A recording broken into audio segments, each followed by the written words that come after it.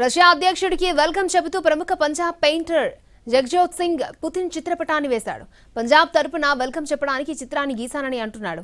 India Russia బంధం బలంగా ఉండాలని కోరుకుంటూ పెయింటింగ్ వేశానని చెప్పాడు.